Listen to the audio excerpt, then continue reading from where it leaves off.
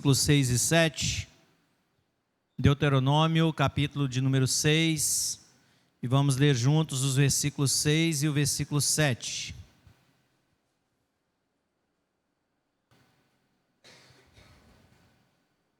Leamos a uma só voz, Deuteronômio 6, versículos 6 e 7, diz assim: Estas palavras que hoje te ordeno estarão no teu coração. Tu as inculcarás a teus filhos, e delas falarás assentado em tua casa, andando pelo caminho, e ao deitar-te e ao levantar-te. Amém. Queridos, na nossa sala de casais, nós estamos estudando uma lição, e nesses últimos 2 domingos conduzidos aí pelo diácono Fagner, né, sobre cosmovisão. E estávamos ali vendo sobre Paulo em Atenas.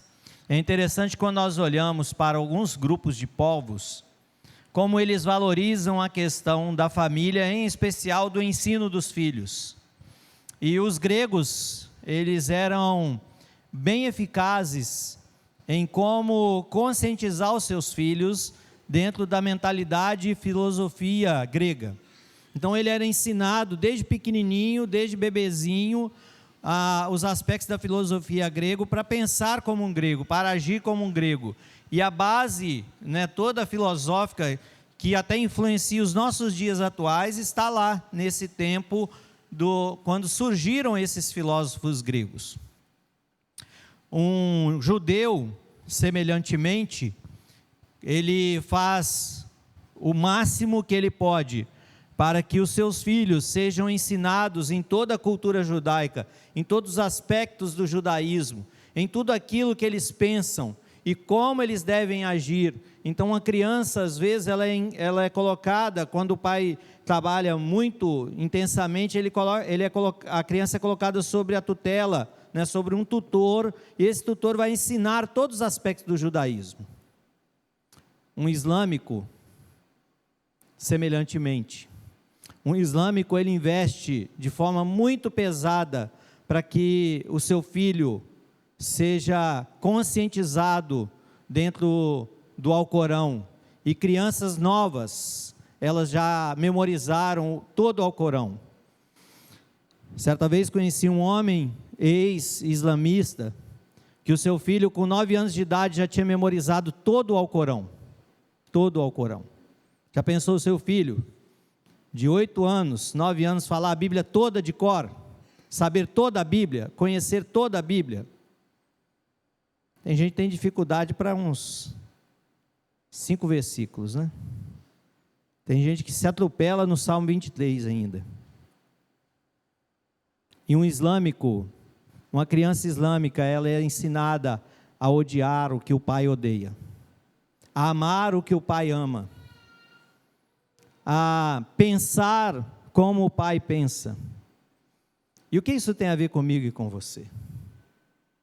A pergunta é: será que a nossa família, ela tem sido discipulada, ensinada, preparada para ser aquilo que nós somos chamados a ser?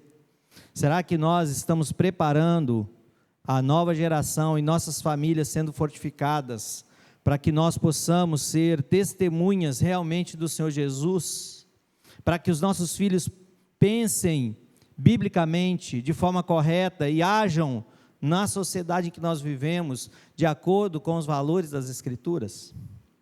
Nesta noite, irmãos, como geralmente no mês de maio a gente separa um período maior para pensar sobre as questões da família, nós vamos pensar nesta noite sobre o tema família e missão.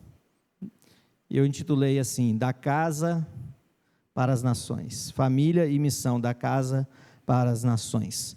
Certamente Deus quer usar você pai, você mãe, você avó, avô, tio, de alguma forma para influenciar as pessoas. Isso deve ser feito no cotidiano da vida. Nós vivemos hoje um tempo em que muitas famílias estão preocupadas mais em como sobreviver. Como eu vou sobreviver neste mundo? Ou como o meu filho vai ser protegido dentro das investidas deste sistema, deste mundo? Ou como vou manter uma boa rotina na minha família? E muitas vezes as nossas preocupações, elas são muito superficiais, do tipo, vou pagar a melhor escola para o meu filho. Vou colocar boas grades na minha casa, boa proteção na minha casa. Vou investir num seguro de vida para a minha criança. Irmão, não estou falando que essas coisas são erradas, tá? O que eu estou falando é que muitas vezes nós colocamos o coração nestas coisas que são o periférico. Mas e o essencial aqui? O coração. Na visão de Deus, a família não é somente um lugar em que é um ambiente de segurança e um lugar de abrigo, mas a nossa casa, a nossa família é um lugar de formação. E qual formação? A formação espiritual, a formação baseada nas Escrituras. A palavra de Deus, desde o início de Gênesis até o final, mas em especial quando nós olhamos para o livro de Deuteronômio, que é a repetição das leis, é um resumo de toda a lei que Deus tinha dado. Moisés aqui está repetindo para o povo, porque Moisés está prestes a passar o bastão para Josué, lembra disso? Está lembrado? Então, Deus fala com Moisés que ele deveria aqui passar esse resumo para o povo, como uma forma de ensinar, e ensinar, irmãos amados, os nossos filhos.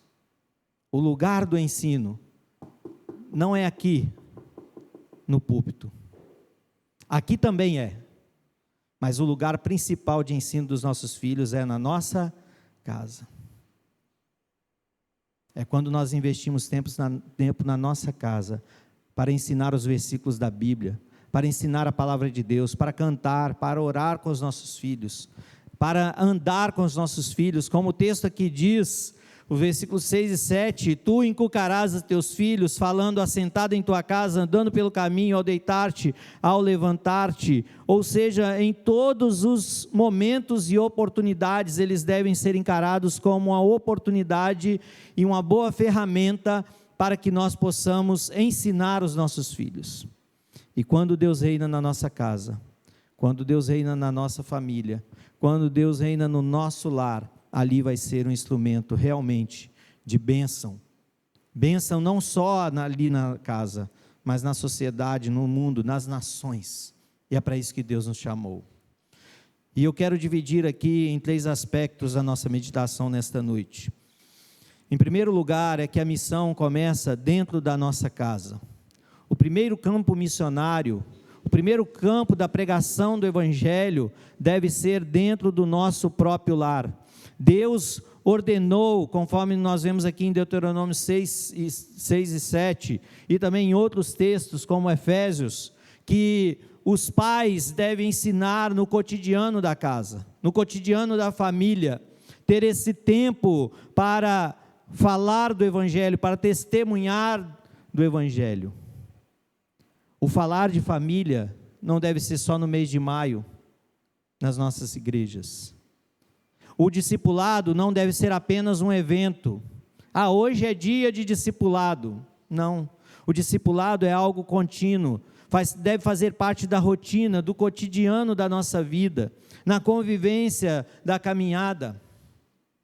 Em especial, queridos, você que é pai, avô, tio, de crianças menores, invista o máximo que você puder nessas crianças menores.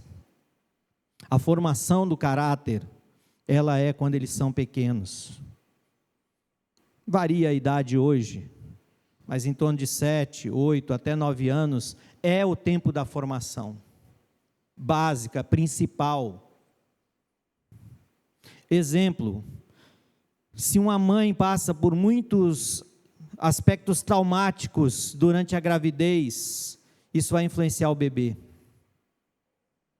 Se a mãe passa por um período de calmaria na gravidez, isso também vai influenciar o bebê e assim sucessivamente. Tudo que se é vivido durante a gravidez, durante os primeiros anos de vida, isso vai influenciar de forma positiva ou negativa de como será o seu filho.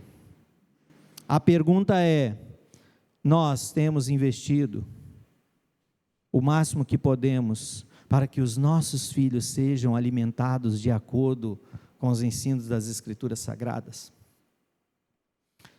Moisés, irmãos, ele buscou passar isso para cada líder, para cada chefe de casa, de família, de tribo, para que eles pudessem receber isto. E quando nós olhamos para a transição, quando nós olhamos para Josué, que é aquele que recebeu o bastão de Moisés e teve a incumbência de dar continuidade, Josué, ele também ensinou o povo, exortou o povo. Por quê?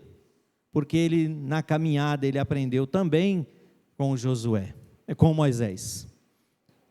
E Josué já aproximadamente 100 anos de idade, conforme registrado lá no finalzinho de Josué, se você depois puder olhar na sua casa, no capítulo de número 24, Josué chama o povo para um encontro, chamou ali os chefes de família, e Josué faz um confrontamento para com aquelas pessoas, e nesse confronto, Josué fala: olha, os nossos antepassados, antes de Moisés lá no Egito, adoraram outros deuses. Num tempo mais próximo, muitos estavam servindo os deuses da além do Eufrates, ou seja, em outras regiões pagãs. E nós? Nós vamos servir a quem? É a pergunta de Josué nesse encontro de toda a liderança do povo de Israel.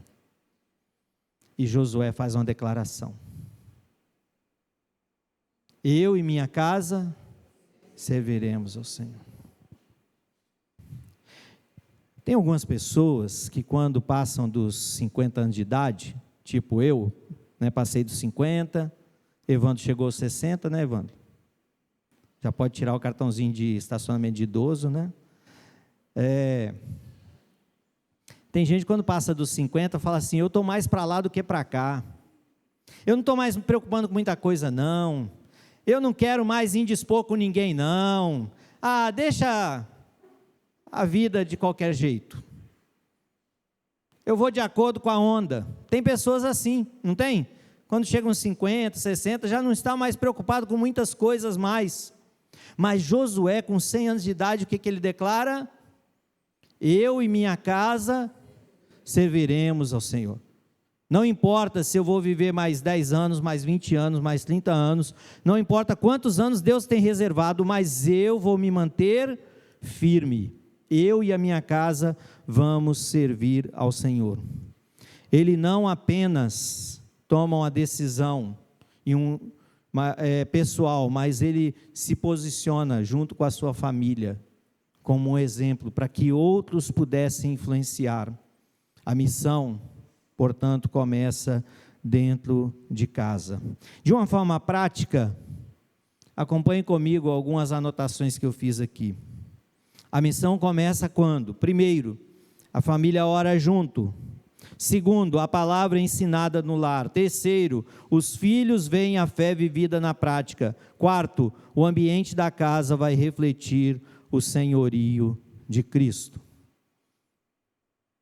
Aplicando aqui,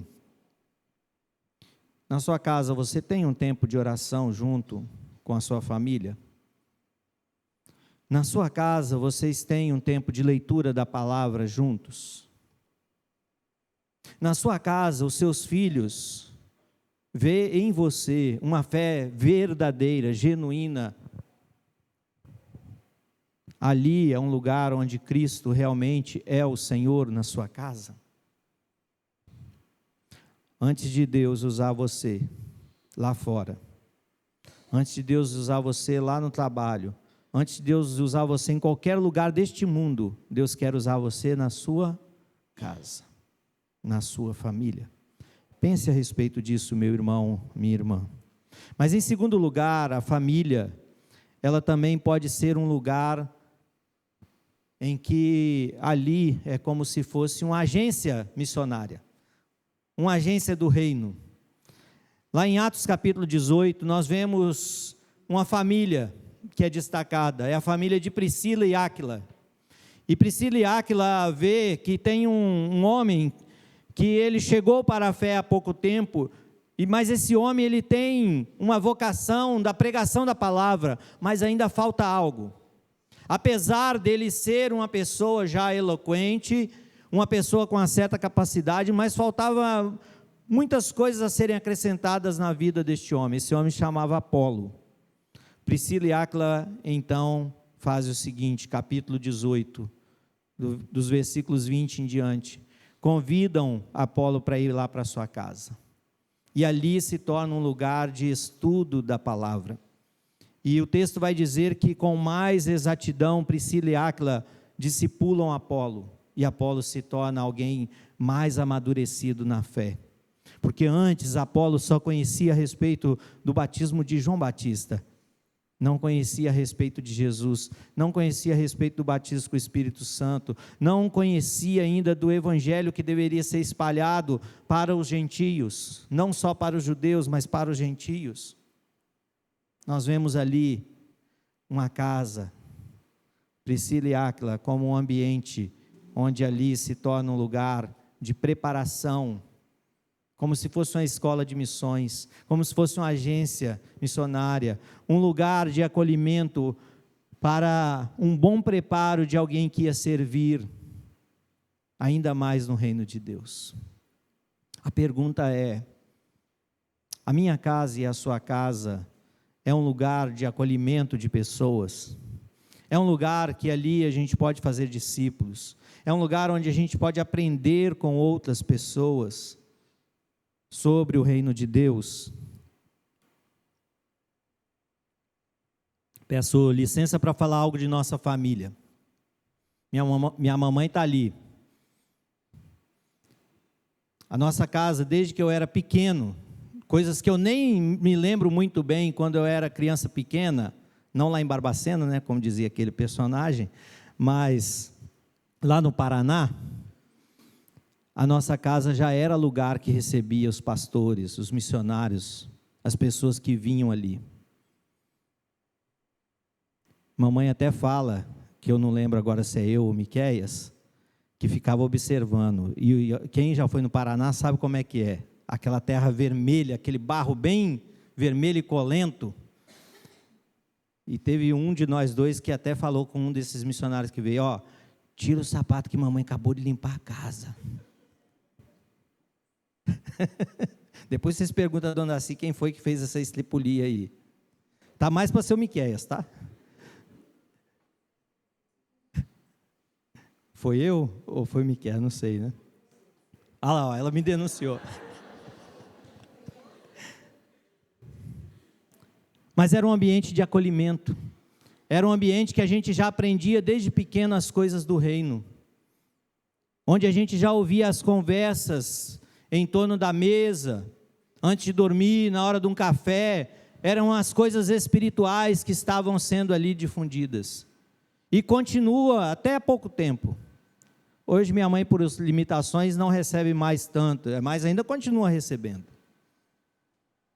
Tem lá, você pode, se você quiser ser missionário, fala: dona Daci, eu quero o quartinho do missionário aí para mim, ficar uns dias aí.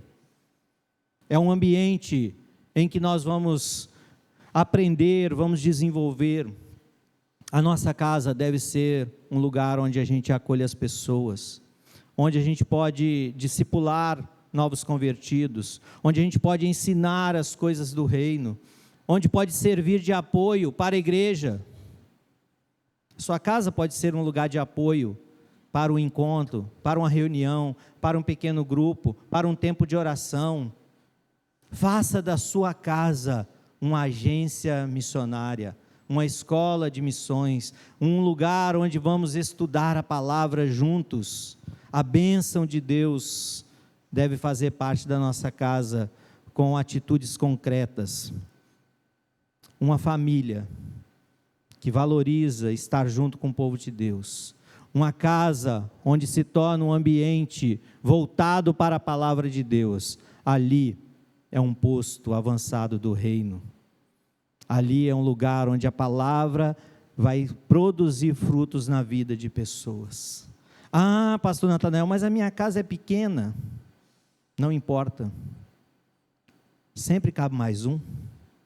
Sempre tem como receber alguém. Ah, mas os meus móveis são simples. Não importa. Ah, não tem nem lugar para sentar. Não importa, senta no chão. O importante é estarmos juntos. O importante são as pessoas. Pessoas, irmãos, são mais importantes do que coisas. Pessoas são mais importantes do que qualquer outras coisas deste mundo. Porque Deus ama pessoas. Deus quer relacionamento com pessoas. Pode ser a pessoa mais rica deste mundo. Se ela não tiver a pessoa de Jesus no seu coração, ela é a mais pobre. De que adianta o homem ganhar o mundo inteiro, perder a sua alma? Perder a alma é a maior, é a pior miséria de um ser humano. Ele pode ser rico de muito recurso financeiro, mas se não tiver Jesus, não adianta. Quantas famílias estão aí extremamente abastadas financeiramente, mas não tem paz no coração, não tem bom relacionamento, não tem testemunho, vivem à base de corrupção, de maldade, de coisas que afastam do verdadeiro evangelho. A nossa família pode ser um ambiente, nós podemos aprender com Moisés, com Josué, nós podemos aprender com Priscila e Áquila, como um lugar onde nós podemos testemunhar do Senhor Jesus. Mas em terceiro lugar, a nossa casa é um lugar onde nós vamos ser preparados para ir para as nações. Vamos abrir Gênesis 12, abra comigo Gênesis capítulo 12, e vamos ler dos versículos 1 a 3.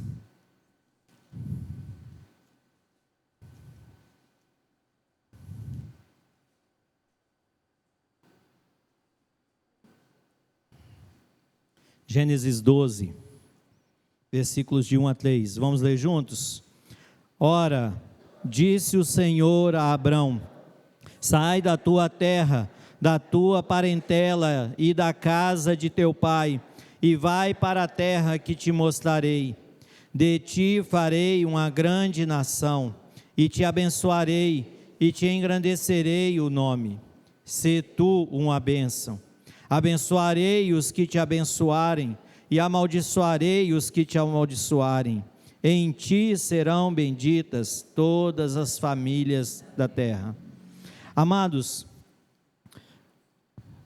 quando nós olhamos para a narrativa de Gênesis, ela é muito interessante, porque em Gênesis 10 e Gênesis 11, nós vemos ali uma lista de muitas famílias e de grupos de pessoas, e eles querem chegar até Deus, mas eles querem chegar até Deus nos méritos humanos e na força da sua capacidade física e intelectual. E aquele povo reunido, o que eles decidem? Vamos fazer uma torre. Nós queremos chegar até o céu. E como que nós queremos chegar até o céu? Com o nosso esforço humano.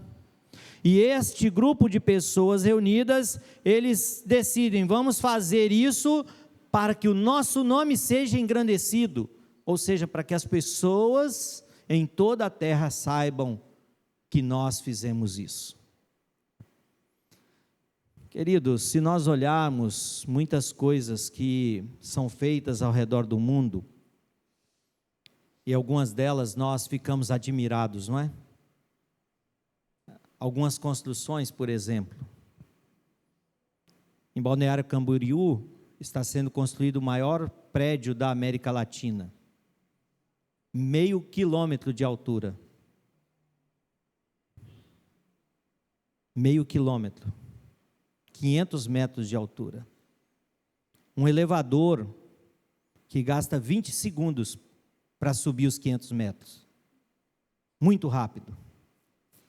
Não sei se eu teria coragem de entrar nesse elevador, não. Porque vai que ele resolve passar direto, né? Quando chegar nos 500, ele chega até os 520, os 550. Estou brincando. Mas que obra esplêndida. Que construção maravilhosa. E quando nós olhamos para as coisas que vão sendo construídas, como um foguete agora que foi lá em cima, deu uma volta e voltou no lugar exato. Esta semana, Pousou lá no mar, do jeito que eles estavam planejando que ele pousasse. Só deu um probleminha no motor, no final. Que coisa fantástica. Que coisa maravilhosa. Assim era o povo de Gênesis 10 e Gênesis 11. Olhava para tudo que era feito, para todos os planejamentos, para todos os cálculos, nós conseguimos fazer. Mas aí Deus veio e fez o quê? Derrubou a torre, confundiu as línguas, espalhou as pessoas pela terra, e Deus não começou o povo dele baseado em um daqueles povos que existia em Babel, mas Deus começa do zero. Deus, aliás, muitas vezes nos surpreende a forma como Deus age. Como que Deus agiu ali? Chamou justamente um idólatra. Chamou Abrão, que era da família em que se construía muitos ídolos. A família dele era uma família de fabricantes de ídolos. A cidade vivia em prol da construção de ídolos. Toda a finança, todos os recursos estavam baseados nisso. E Deus vai e chama Abrão de lá, desse povo, do meio deste povo, que é o texto que nós lemos de Gênesis 12. E Deus fala com Abrão: sai da tua terra, deste meio, e vai para uma terra que eu vou te mostrar. E agora, irmãos, versículo 2 e 3, olha as bênçãos aí, olha as promessas de Deus para Abrão: de ti farei uma grande nação, te abençoarei, te agradecerei o nome, se tu uma bênção. Abençoarei os que te abençoarem, amaldiçoarei os que te amaldiçoares. Parte B do versículo 3, em ti serão benditas todas as famílias da terra. No original, irmãos, a expressão todas as famílias da terra é todas as etnias da terra. Não é a família Dietrich, não é a família Soares, não é a família Tavares, não é a família Valim, não é a família A, B, C, mas é todas as etnias, todos os grupos étnicos da terra. Todos estes grupos seriam abençoados a partir de quem? De Abrão. Deus chama Abrão e diz: é eu que vou fazer. Isso, irmãos, é confrontador para nós, mas ao mesmo tempo confortador. Confrontador porque quem faz é Deus, não é o nosso esforço humano. Mas também é confortador porque a gente sabe, se é Deus que está fazendo, então está tudo certo, está tudo resolvido. E Deus usa pessoas como eu e você nas nossas limitações. Mas o texto mostra que há um propósito estabelecido quando Deus chama Abrão. A partir de Abrão, todas as famílias da terra serão abençoadas. Deus já estava pensando em você. Deus já estava pensando nos brasileiros, nas várias tribos indígenas, nos vários grupos de povos no Brasil, nos vários grupos étnicos ao redor do mundo, onde o Evangelho ainda vai chegar, aqueles que nós chamamos de povos não alcançados. Alguns representados aqui nessas bandeiras, alguns povos do Afeganistão, alguns grupos lá da Romênia. Nosso missionário Eurico, que está lá na Romênia, estava compartilhando sobre o grande desafio. Em plena Mangalha, a cidade onde ele está estabelecido, 15 mil ciganos. 15 mil ciganos, sem uma igreja evangélica ali presente, atuando no meio daquele povo cigano. 15 mil numa cidade.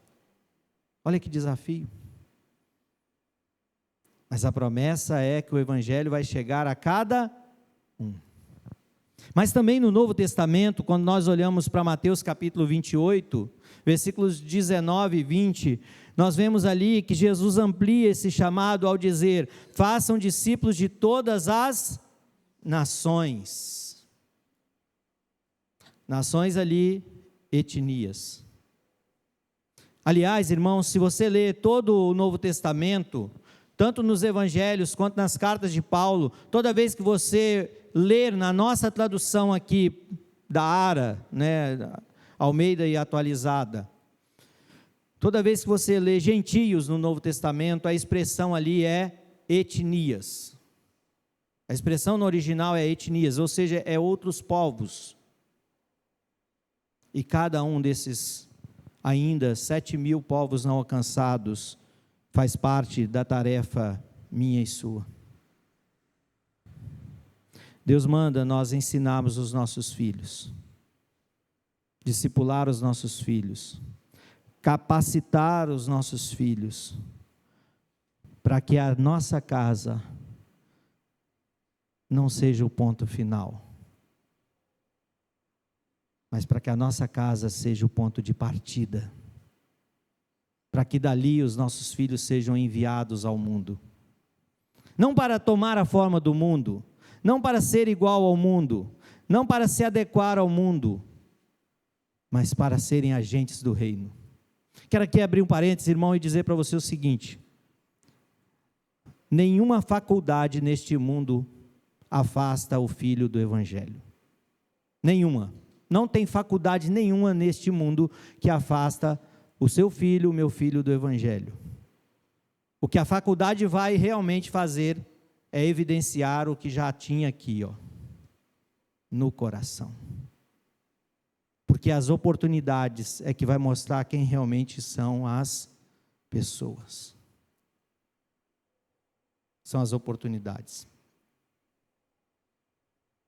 Existe uma marca aí de refrigerante que lançou uma promoção, que se você comprar o refrigerante, no rótulo, vem ali uns negócios de figurinha do álbum da Copa do Mundo. E alguns pais pegaram seus filhos pequenos, de 3 anos, de 5 anos, que querem figurinha, vão lá para o supermercado, arrancam o rótulo do refrigerante para levar para a figurinha e larga o refrigerante sem o rótulo lá para o supermercado ficar com prejuízo. O que esse pai está ensinando para esse filho? Não tem problema eu tirar um rótulo. O prejuízo, o supermercado é rico mesmo, né? O dono do supermercado tem muito dinheiro, qual o problema? Então, irmãos, o que nós falamos, o que nós fazemos, a nossa forma de agir, vai demonstrar quem realmente nós somos e que filhos nós estamos preparando para a nossa sociedade e para o mundo. Os problemas que acontecem na nossa sociedade, eles apenas são um reflexo daquilo que acontece lá dentro da casa. O problema não está no governo corrupto. O problema não está nos agentes da sociedade que são corruptos. O problema é que a corrupção está aqui no coração. Lá fora é apenas uma evidência. Seja nos governos, sejam na sociedade em geral, nas empresas, em todos os meios, você vai encontrar pessoas que são corruptas. Porque é um problema de pecado. Nós precisamos de famílias fortalecidas, discipuladas, preparadas no Evangelho, e que fazem com que os seus filhos sejam criados tendo a mentalidade do reino e sendo agente do reino na sociedade, sendo verdadeiros missionários, com a visão de reino aqui, ali e onde o Senhor quiser nos enviar. Famílias que entendem o propósito de Deus vão preparar os seus filhos com um propósito de glorificar a Deus, de forma prática sustentar a obra de Deus, o reino de Deus, de forma prática interceder pelas nações, pelas etnias que ainda não ouviram do Evangelho, vão estar envolvidos para que os povos que ainda não foram alcançados pelo Evangelho sejam alcançados, vão viver de forma prática para que Jesus seja glorificado além dos limites da nossa própria casa. E aqui eu anotei também algumas aplicações práticas. Uma família vai às nações quando? Primeiro, ora por missões, contribui com os missionários, ensina os filhos a viverem para o reino, testemunha no bairro, na cidade onde Deus enviar, entende que a sua história faz parte do plano global de Deus. Casas, famílias rendidas aos pés de Cristo vão se tornar pontes para o Evangelho e as etnias e os povos. Pergunta: a sua casa é um ambiente em que os seus filhos, a sua família, todos que ali compõem o seu ambiente do lar, eles estão envolvidos para que Jesus seja glorificado em todo o tempo? É tempo de pensar sobre isso. Ah, Natanael, mas os meus filhos já estão criados. Não importa, ainda é tempo. Até o último dia de vida do seu filho, ainda é tempo de você ensinar e discipular. Chamar para um café, caminhar junto, fazer uns passeios juntos, e nesses passeios, nesses cafés, nesses momentos juntos, ter um tempo de alimentá-los da verdadeira palavra de Deus. A missão que Deus comissionou a todos nós realizarmos, ela não deve ser tarefa de um missionário enviado pela igreja, não é tarefa da liderança da igreja, mas a missão é tarefa das famílias. É no lar em que a missão começa, é lá na minha casa, é na sua casa, em que todos nós somos chamados a tornar o nosso lar um ambiente de discipulado, de acolhimento de pessoas, de serviço no reino, e dali a gente vai para outros lugares. Não basta você ter uma boa casa, arrumadinha, bem pintadinha, bem limpinha. Quem não quer isso, não é? Uma casa bem estruturada. Mas só isso não basta. É preciso ter uma família, um grupo de pessoas que ali residem, consagrados ao Senhor. Não basta estarmos juntos em alguns momentos, mas além de estarmos juntos em alguns momentos, é preciso servir juntos no reino. Não basta nós protegermos as nossas famílias do mundo, mas é fundamental que nós possamos entregar toda a nossa família ao propósito de Deus e dizer: Senhor, faça o que o Senhor quiser dos meus filhos, do meu esposo, da minha esposa. Quero concluir, irmãos, com alguns aspectos aqui. Hoje Deus está chamando famílias a se levantarem em um compromisso muito espiritual. Talvez, e anotei aqui 4 talvez. Primeiro, talvez a sua casa precise voltar a ser um lugar de oração. Será que isso se aplica a você? Dedicar um pouco mais à oração. Segundo, talvez sua família precise restaurar o culto doméstico. Ter aquele tempo de orar junto, de estarem juntos ali em torno da palavra. Talvez pais precisem reassumir o discipulado dos seus filhos. Discipulado, irmãos, não é um curso. Discipulado não é um evento marcado pela liderança da igreja, mas discipulado é dia a dia. É caminhar juntos, é ter tempo juntos. Talvez, o último talvez, Deus esteja querendo transformar a sua casa em instrumento para alcançar outras vidas e nações. Você hoje pode dizer diante de Deus: Senhor, a minha casa, a minha família pertence a Ti. Será que você pode dizer isso? Senhor, eu e a minha família, assim como Josué disse, serviremos ao Senhor. Eu digo hoje, eu e a minha casa serviremos ao Senhor. Não importa o que vai acontecer, não importa as investidas, não importa os talvez prejuízos. Meu irmão, você hoje pode consagrar a sua família, a sua casa, para ser um lar de discipulado, de serviço, de missão. Vamos orar? Abaixe sua cabeça. Vamos falar com o nosso Deus.